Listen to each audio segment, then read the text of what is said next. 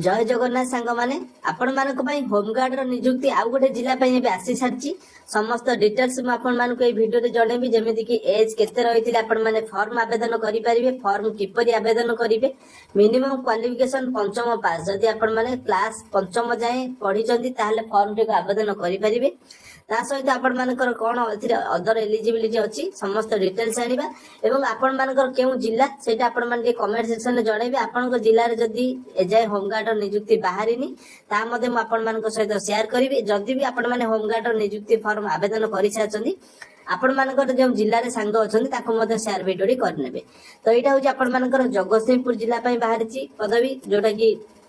Home guard नियुक्ति एथिरे जदि हमें देखिबा टोटल 69 वैकेंसी आपण मानकर आसीची होमगार्ड रे केवल आपण मान जदि जगतसिंहपुर जिल्लार बासिंदा होइचंती ताहले आपण माने फॉर्म टिकु आवेदन करि परिबे फॉर्म टिकु आपण आवेदन करिया पूर्व आपण मानकर ऑफलाइन ले आवेदन होबो आपण मानकर पाखरे जदि मिनिमम पंचम पास करिथिबे एवं आपनकर ऑफलाइन नो डेट टी आवेदन होबा स्टार्ट हे जाउची केबेटु 25 मार्च थारु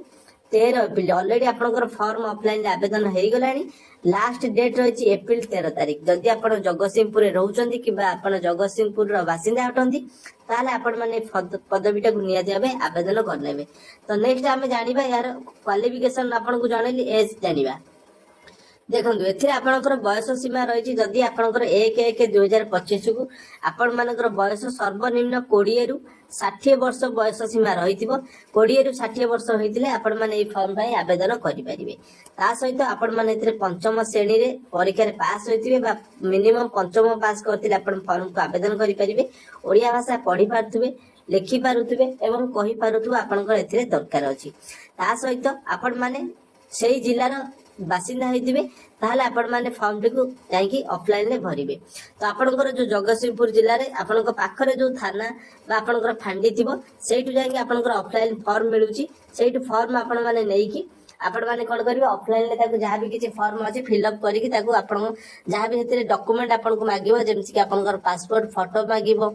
पंचम श्रेणी पास करथिबा सर्टिफिकेट मागिबो एवं आपनको पाखे जदि पंचम पास नाही दशम पास अछि मध्ये समस्त आपनकर मिनिमम पंचम पास करथिले फॉर्म आवेदन करि परिबे सेतिरे आपनकर क्वालिफिकेशन नो सर्टिफिकेट देबे एवं आपनकर रेसिडेंट सर्टिफिकेट माने सेही जिल्ला रे बासिंदा बोली आपनकर रेसिडेंट सर्टिफिकेट देके आपण माने फॉर्म टिको आवेदन करनेबे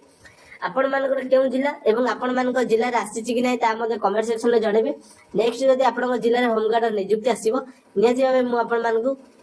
शेयर करनेबे आ चैनल ले नुवा थिले सब्सक्राइब करी कॉल नोटिफाई करनेबे सर्वप्रथम वीडियो आपण पाखरे पहुंच परिबो थैंक्स फॉर वाचिंग।